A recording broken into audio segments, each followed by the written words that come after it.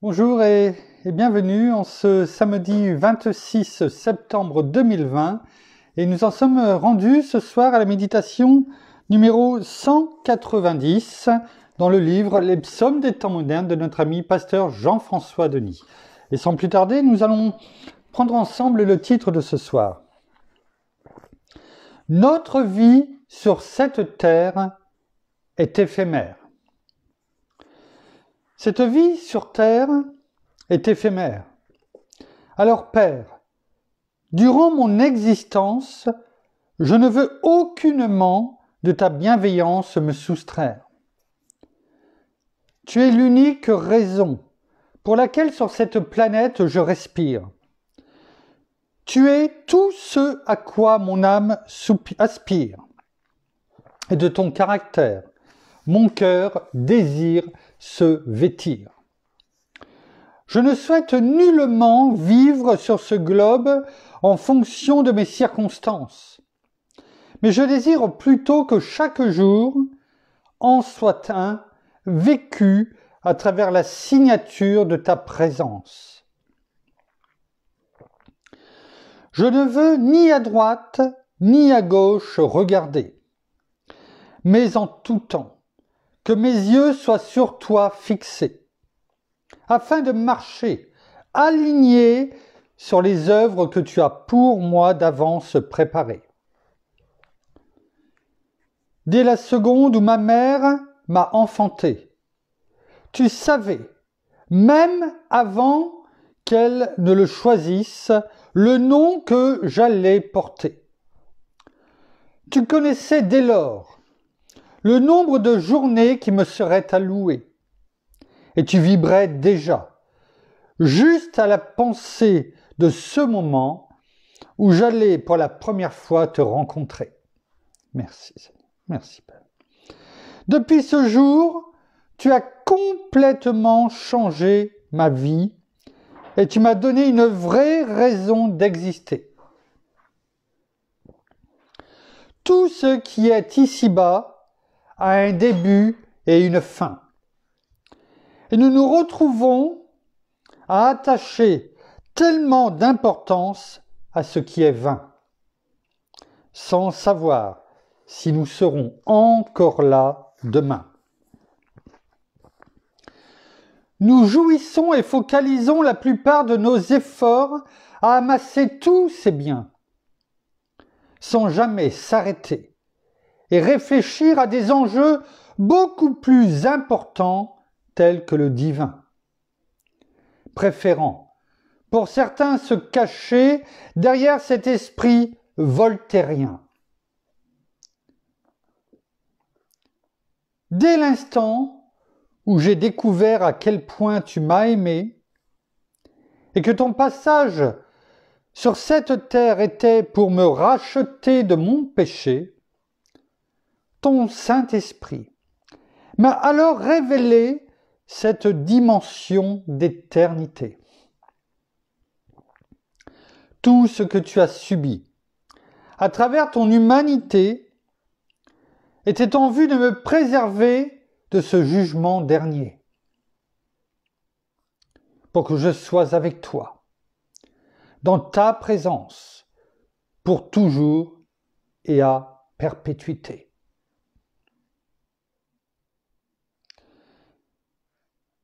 Ce qui a de la valeur dans ce monde et ce sur quoi nous devrions nous focaliser est cette préparation à bientôt le rencontrer. Parce que cette occasion arrivera.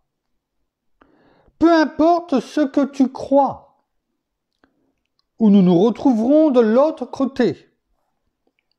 Et tout ce que nous aurons amassé, nous ne pourrons avec nous l'emmener et l'utiliser. Alors, réalisons combien insensé serait de vivre une vie limitée, sans planifier avec lui notre éternité, en reconnaissant son sacrifice à la croix pour nous sauver. La vie sur cette terre n'a de valeur qu'avec Jésus dans notre cœur. Merci Père, merci Seigneur, merci bien-aimé Saint-Esprit. Oui, pour cette piqûre de rappel, au travers de ce psaume des temps modernes numéro 190. Oh oui. Ta piqûre de rappel ne fait jamais mal, mais elle est nécessaire, afin de nous ramener à la réalité. Alors merci, bien-aimé Saint-Esprit, dans le nom de Jésus, et pour ta gloire, Père, que l'enseignement de ce soir nous pousse, une fois de plus, à la réflexion, à la méditation, et à répandre nos cœurs devant toi, encore ce soir. Amen.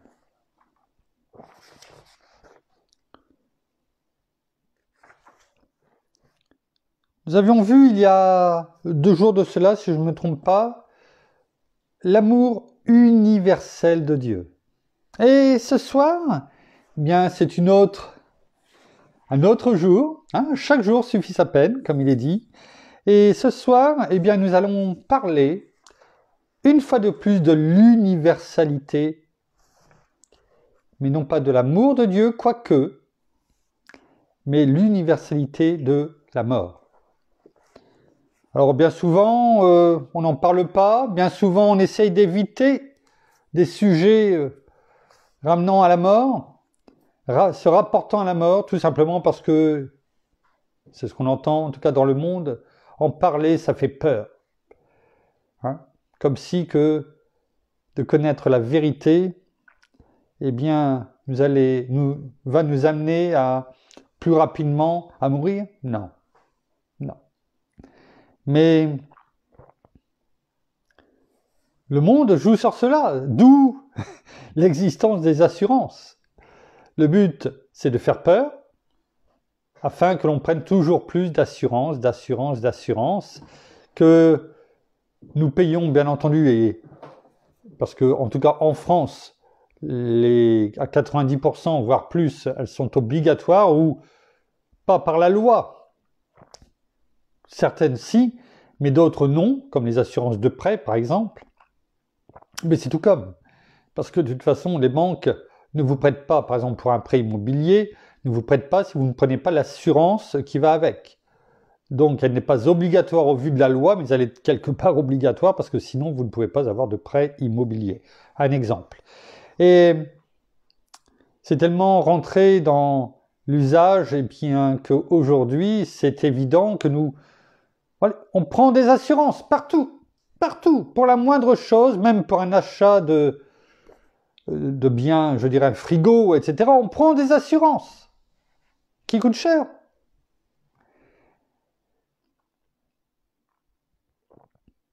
Le gros problème, c'est que l'assurance principale que nous devrions prendre, c'est celle qui nous concerne. Et bien souvent, la seule assurance que l'on ne prend pas, c'est sur nous. Sur notre âme. Non pas celle que l'on prend et que s'il nous arrive quelque chose, il y a de l'argent qui est reversé à notre conjoint ou aux enfants, enfin qu'importe. Mais cette assurance que nous allons devoir prendre si on veut se retrouver devant notre Père, notre Seigneur et avoir un casier judiciaire vierge. Est-ce possible d'avoir ce casier judiciaire vierge? Oui, notre Père nous le dit.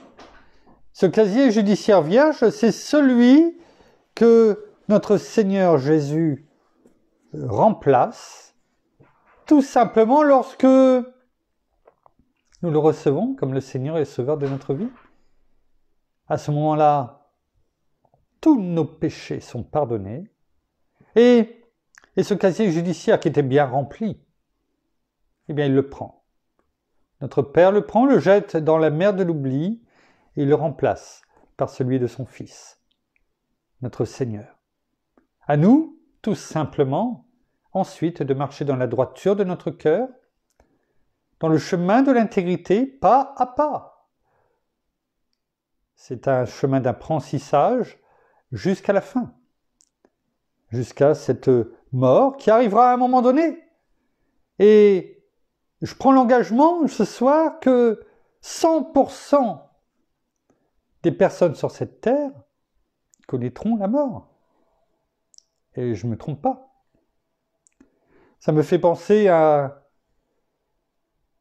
toute proportion gardée, à un slogan d'une compagnie que tout le monde connaît, la Française des Jeux pour ne pas la citer, qui disait il y a quelques années, 100% des gagnants ont tenté leur chance. Et oui. Parce que s'ils n'avaient pas joué, ils n'auraient pas gagné. Malheureusement, c'est une toute autre histoire en ce qui nous concerne. Ce n'est pas pour gagner une somme d'argent, mais c'est pour gagner auprès de notre Seigneur, de notre Père. Et malheureusement, beaucoup, oh oui, aiment le jeu, à tel point qu'ils jouent à la roulette russe. Parce que ce n'est pas la roulette tout court du casino, où là encore, la banque est toujours gagnante sur le long terme. Mais là, c'est carrément la roulette russe. Il joue avec le feu, sans jeu de mots, mais il risque de se brûler pendant bien longtemps. Et même d'y brûler. Alors, ne jouons pas avec cela, et nous allons voir au travers de quelques versets, ce que la parole nous dit. Avant toute chose, 2 mots, ou 3, à un moment donné, je vous ai parlé, préférant pour certains se cacher derrière cet esprit voltairien, c'est tiré ce mot de Voltaire. Tout le monde a entendu parler de Voltaire, comment dirais-je, écrivain, et qui a un esprit athée. Un esprit athée. 2 mots que j'avais notés, que l'on connaît, bien entendu, qui est le mot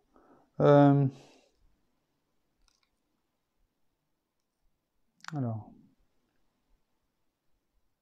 que je ne dise pas bêtise, toujours.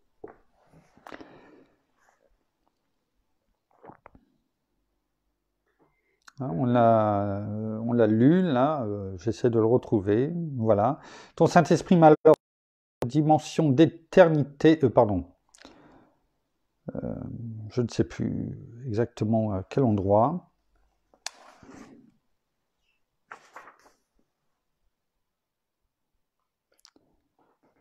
Je demande juste quelques secondes.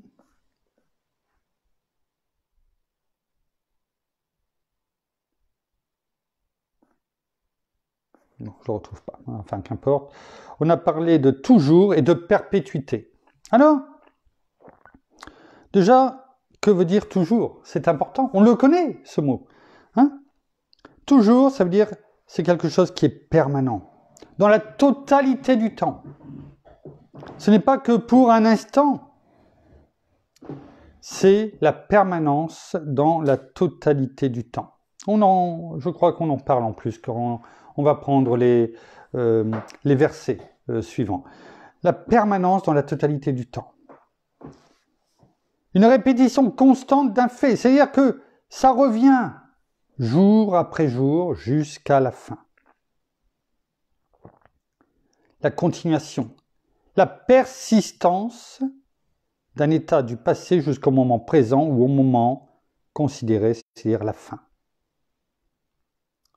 Voilà ce que ça veut dire toujours, qui revient chaque jour. Et le mot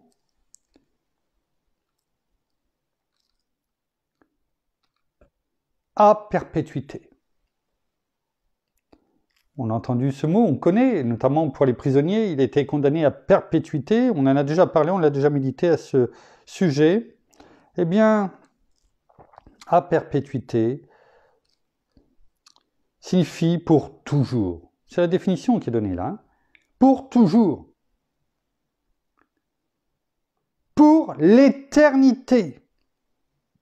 pour le reste de la vie sur Terre, mais vous avez vu avant, pour l'éternité. Alors certes, la définition du dictionnaire, elle voit que, et elle est limitée dans le temps, c'est-à-dire pour la vie. Mais nous savons que c'est pour l'éternité, suivant le choix qui aura été le nôtre. Donc, il ne faut pas se tromper. Et vous allez voir, la parole, notre Père est bon parce que il nous dit la vérité. Il nous dit ce que, tout simplement, eh bien, il va se passer. Et on est prévenu. Et c'est ça qui est beau. On est prévenu. C'est-à-dire qu'on a deux solutions. On écoute attentivement, comme on l'a médité cette semaine, on l'écoute attentivement et, de ce fait, eh bien, on fera les choses qu'il faut, ou on ne l'écoute pas. Et à ce moment-là, on subira les choses le moment venu. Parce qu'il faudra bien, à un moment donné, rendre des comptes. Pasteur Jean-François nous laisse ce soir une référence. Elle se trouve dans le livre d'Ecclésiaste, chapitre 8, verset 8, et nous allons prendre, en ce qui nous concerne, du verset 6 à 8. Il est écrit « Car il y a pour toute chose, vous voyez, toute chose, pas certaines dans certains domaines de notre vie, non, pour toute chose, un temps et un jugement. Toute chose. Il y a un temps défini par Dieu et un jugement. Que l'on croit ou que l'on ne croit pas, on l'a lu. Peu importe. L'ennemi va faire tout ce qu'il faut pour que vous n'y croyez pas, que vous preniez ça à la rigolade, on l'a vu hier. La réalité, c'est qu'à un moment donné, la personne sera confrontée. Il y a quelques mois, je vous avais mis une vidéo à ce sujet, lorsque on sera en face à face avec notre Seigneur, notre Père, et où il nous dira les choses. Et là, on ne pourra pas dire « Oui, mais on ne m'a pas dit, je ne savais pas, je n'ai pas compris. » Non, ça sera trop tard. Si je la retrouve, je vous la remettrai, le lien. Je vous l'avais mis, je ne sais pas si vous l'avez regardé, je me rappelle maintenant, exhorté à la regarder, afin qu'elle touche vos cœurs. Moi, je sais que ça m'avait touché profondément, remué. J'essaierai de le retrouver et je vous le remettrai. Il est important que si vous ne l'aviez pas regardé la première fois, regardez-le. Regardez-la, cette vidéo. C'est important. Donc, car il y a pour toute chose un temps et un jugement, quand le malheur accable l'homme. En effet, il ne sait point ce qui arrivera. Qui sait ce qui va arriver demain? Personne. On peut, oui, se dire, bon, je vais faire ci, je vais faire ça, comme nous demain, l'anniversaire de ma mère, etc., que l'on va fêter avec un peu de retard, mais voilà. Oui, ça ne veut pas dire que l'on ne prépare pas des choses. Ce n'est pas dans ce sens-là. Mais personne ne peut dire si on sera là, nous, personnellement, demain. On espère que, on ne le voit pas comme ça, bien entendu, mais la réalité est là. Nous n'avons qu'un souffle de vie. On y viendra tout à l'heure, on verra ce que dit la parole à ce sujet. En effet, il ne sait point ce qui arrivera. Qui donc lui annoncera comment cela arrivera? Qui donc? Qui donc peut dire les choses? L'homme n'est pas maître de son souffle pour le retenir. Et il n'a aucune autorité sur le jour de la mort. Vous pouvez reculer le jour de votre mort, vous? Non. Déjà, on ne sait pas quand est-ce qu'il arrive. En temps normal. Oui, on peut prendre soin peut-être de son corps, faire attention, bien sûr. Ça peut être avant si on ne fait pas ce qu'il faut, certes. Mais le temps qui a été défini, arrivera à un moment donné. Quoi que vous fassiez. Il n'y a point de rémission dans ce combat. On ne peut pas, c'est ça que ça veut dire, on ne peut pas guérir de ce combat.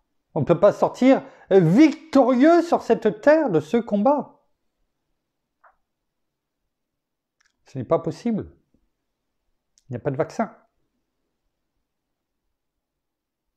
Et la méchanceté ne donne à ceux qui l'exercent aucune échappatoire.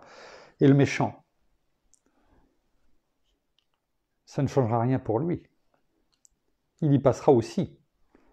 La seule chose, c'est que son jugement sera différent. Dans d'autres versions, il est écrit, en effet, notamment, en effet, toute action sera jugée un jour parce que la méchanceté des humains est grande. Oui, Dieu jugera toute action, pas certaine, toute action un jour, parce que les humains sont vraiment mauvais. Car il y a pour chaque chose un temps et un jugement. Le mal de l'être humain est grave pour lui. C'est-à-dire que, en même temps, la parole nous prévient, quoi. C'est grave pour toi, quoi.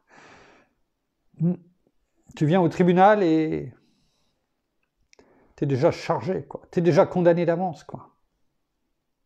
Lorsque tu seras devant le tribunal, ce sera trop tard. Tu peux, avant d'y arriver, te repentir. Sincèrement. Parce qu'il ne suffit pas de se repentir pour croire que l'on peut échapper à la chose. Il ne suffit pas d'aller rendre l'argent ou de payer sa dette pour croire qu'on est sauvé. Non, non.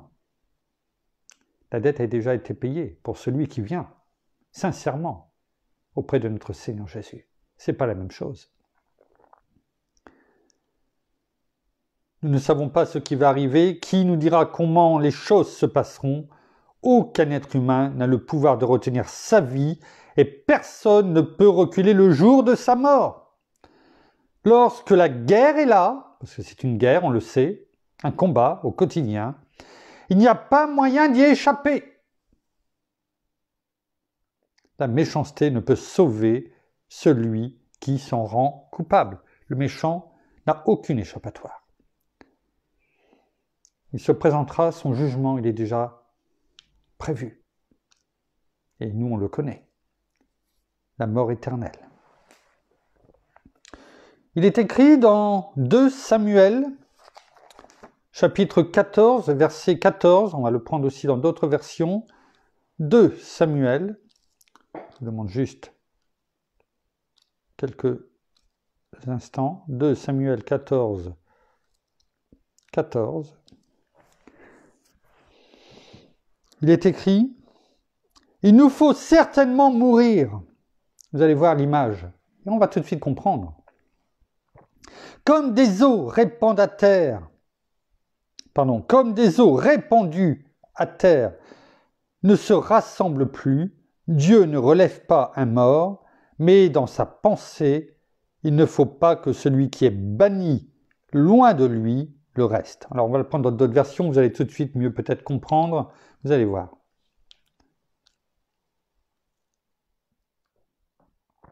Il est écrit, « Nous devons tous mourir un jour. Et nous sommes alors comme de l'eau qu'on répand par terre. » Vous voyez l'image? Vous voyez l'image de l'eau qu'on répand par terre? Oui, vous la voyez? Vous prenez de l'eau et vous la répandez par terre.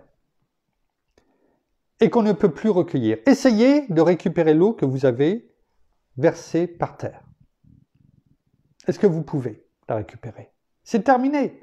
Une fois que vous l'avez répandue à terre, c'est fini, vous ne pouvez plus la récupérer. Et c'est l'image qui nous est donnée. Et qu'on ne peut plus recueillir. Mais ce n'est pas le sort que Dieu envisage maintenant. Bon, là, c'était pour Absalom, c'était différent. On va le prendre dans une autre version. « Mortels, nous mourrons. Comme de l'eau répandue à terre ne se rassemble plus, mais Dieu n'ôte pas la vie, et il a conçu des plans pour que celui qui est banni loin de lui ne le reste pas. C'est-à-dire qu'au départ, on peut être banni de la présence de Dieu. Mais il y a un plan. Il y a un plan pour celui qui se repent, comme on l'a dit tout à l'heure. Et le banni d'un moment, comme le brigand sur la croix, peut être sauvé. Encore faut-il le vouloir.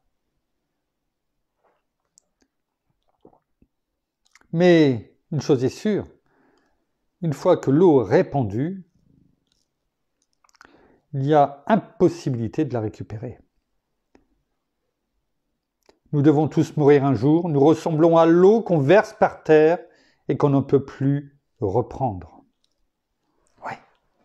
Ayons cette image toujours de notre vie quelque part éphémère, lorsque nous comparons à cette eau qui est répandue par terre à un moment donné. Il n'y a plus rien qui pourra nous reconstruire. Et à ce moment-là viendra le jugement. Dans Job, chapitre 30, verset 23, il est écrit « Car je le sais, tu me mènes à la mort, au lieu de rendez-vous de tous les vivants. » À un moment donné, on l'a dit, on va passer par la mort. Et c'est là où il faut comprendre qu'il y a la première mort. Et après, on est tous vivants en attendant le jugement. C'est ce qui est dit. Car je le sais, tu me mènes à la mort, qui est un moment défini, on le sait, les jours sont comptés, on l'a lu tout à l'heure. Au lieu, le lieu, pas au lieu, mais au lieu, c'est-à-dire au lieu du rendez-vous de tous les vivants. Là, on va tous se tenir en attendant le jugement, devant le trône blanc. Là où on saura si notre casier judiciaire est vierge ou pas. Et vous avez compris comment se fera la sélection. Donc au lieu de rendez-vous de tous les vivants. La mort physique est une chose, la mort de l'âme en est une autre. On sera toujours vivant. Notre être intérieur sera toujours vivant. Et il attendra à ce moment-là avec angoisse. Pour certains, parce qu'ils sauront qu'ils ont rejeté, qu'ils n'ont jamais reçu notre Seigneur comme Seigneur et Sauveur de leur vie. Et là, ils verront l'angoisse devant eux.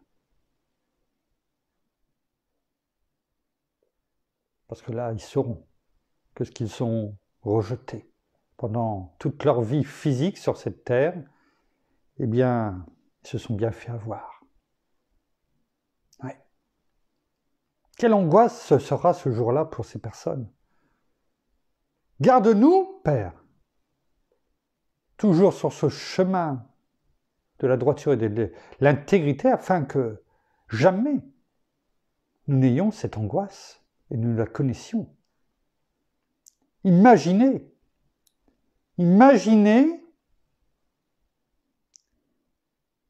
que lorsque cette porte sera franchie, savoir qu'on ne peut plus revenir en arrière et qu'on a fait le mauvais choix. C'est terrible. C'est terrible.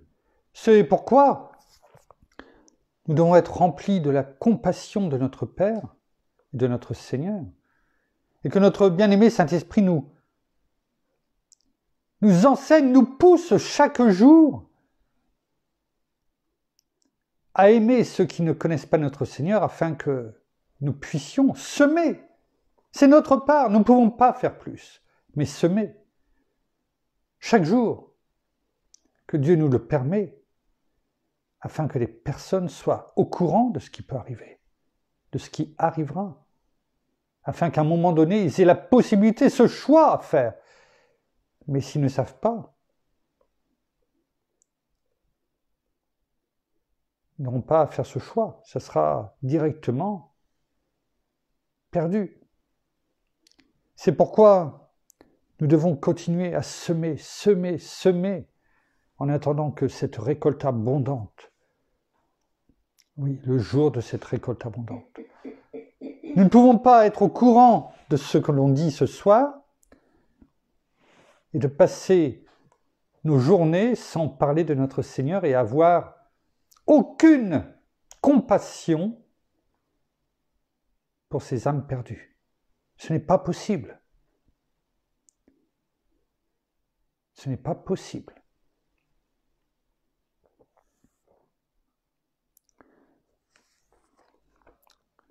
Dans le psaume 49, au verset 11, il est écrit « Car on le verra, les sages meurent. L'insensé, le stupide périssent également et laissent leurs biens à d'autres. » Oh, tu peux avoir tant de biens, des millions, des milliards même. Mais à la fin, lorsque le jour de la mort viendra, tu les emporteras pas avec toi. C'est Steve Jobs qui était milliardaire et qui finalement disait lui-même, je ne me rappelle plus la lettre et les mots, c'était assez long, et il disait que finalement, toutes ces richesses ne lui ont servi à rien à la fin. Il n'y a rien qui pouvait prolonger ses jours. Rien. Alors certes, il était peut-être dans un hôpital, dans une clinique, avec tout ce qu'il faut. Oui, oui, certes.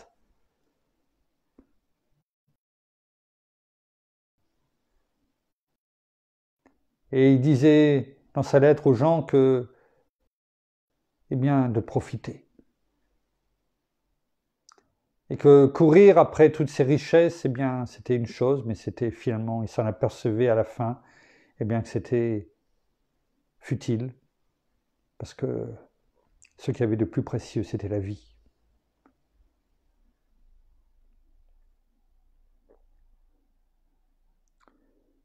Au travers de ce verset de Psaume 49, verset 11, et il est parlé donc l'insensé, le stupide. Là, dans d'autres versions, la parole nous parle d'abrutis, d'imbéciles et de sots. Voyez les mots qui sont employés. L'insensé, c'est-à-dire l'abruti, le stupide. L'imbécile, celui qui ne réfléchit même pas à cela, qui ne veut même pas entendre ce que nous disons. Mais à la fin, personne ne pourra y échapper. Et il faudra rendre des comptes. Psaume 89, verset 49. Quel est l'homme qui peut vivre et ne pas voir la mort? Ou faire échapper son âme à l'emprise du séjour des morts? Il n'y en a pas. Il n'y en a pas un seul. Non, il n'y en a pas. Et pourtant, je peux vous garantir que les riches, les très riches, font tout ce qu'il faut pour trouver des remèdes pour prolonger leur vie.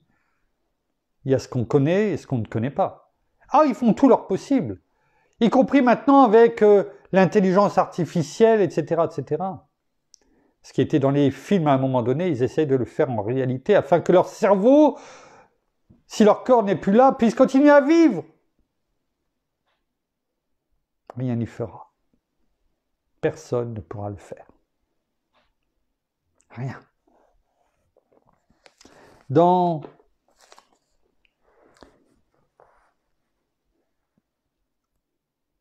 Ecclésiaste, à nouveau, Ecclésiaste chapitre 3, on y est, chapitre 3, verset 19.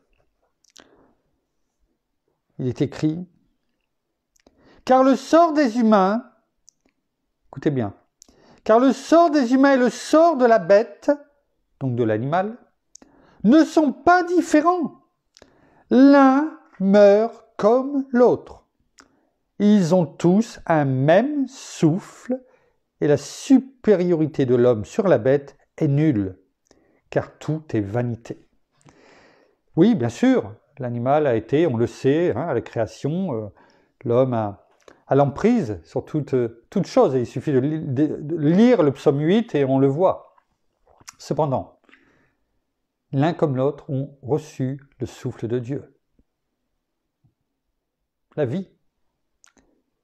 Et que ce soit pour l'un ou pour l'autre, lorsque le souffle s'arrête, eh bien, la finalité est la même, physiquement parlant. Pour l'être humain, la vie continue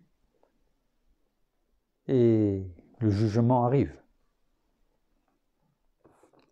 Dans Romains chapitre 5, verset 12.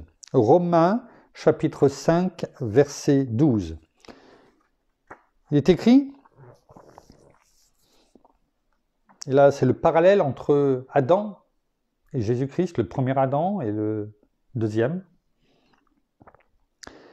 le dernier Adam. C'est pourquoi, de même que par un seul homme, le péché est entré dans le monde, et par le péché, la mort, on le sait, hein, le salaire du péché, c'est la mort.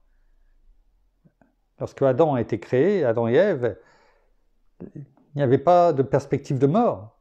Ils étaient immortels, jusqu'à ce que l'ennemi de notre âme, eh bien, a voulu détruire l'œuvre, le chef-d'œuvre de Dieu, et a fait tomber Adam et Ève, et ainsi, le péché est entré, et avec lui la mort physique. Oui. C'est pourquoi encore aujourd'hui, eh bien, il veut éloigner tout simplement, maintenant qu'il sait que par notre Seigneur Jésus, eh bien, nous avons cette possibilité de salut éternel, la seule, eh bien, qu'il continue à mentir, à pousser les gens qui le servent, consciemment ou inconsciemment, dans le mensonge, dans le déni de l'existence de Dieu, de notre Seigneur Jésus, un peu comme on en a parlé hier avec cette journaliste.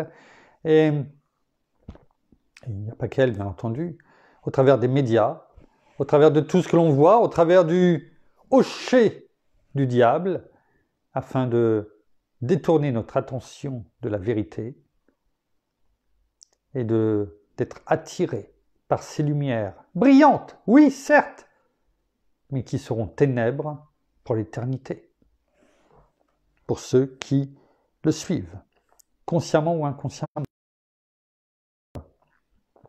Il est écrit dans Romains 5, verset 12, « C'est pourquoi de même que par un seul homme le péché est entré dans le monde et par le péché la mort, et qu'ainsi la mort a passé sur tous les hommes parce que tous ont péché de génération en génération. »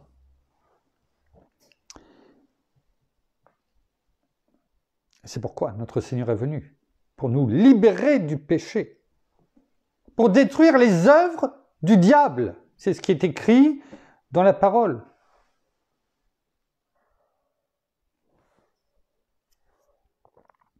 Enfin, dernier verset que l'on va prendre ce soir, qui se trouve dans Hébreux, chapitre 9, au verset 27.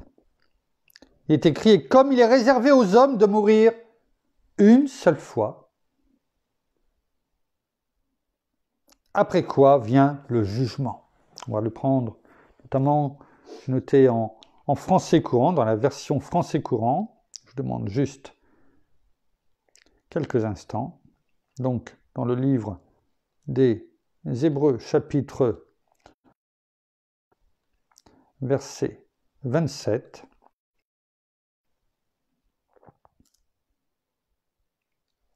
Verset 9, verset 27, il est écrit en français courant. Je me mets juste sur la version adéquate, voilà. Tout être humain est destiné à mourir une seule fois, puis, voilà, c'est la conséquence de la mort, hein, puis à être jugé par Dieu. C'est C'est une vérité, que l'on croit pas, qu'importe, la réalité est là. C'est ce qui arrivera. Il faut s'y préparer parce que c'est ce qui va se passer. Alors, vaut mieux y réfléchir avant de franchir la porte, parce que la porte franchie, il sera trop tard. On ne pourra pas revenir en arrière. Il n'y aura pas de rétroactivité comme les impôts. Non. Ce sera fini.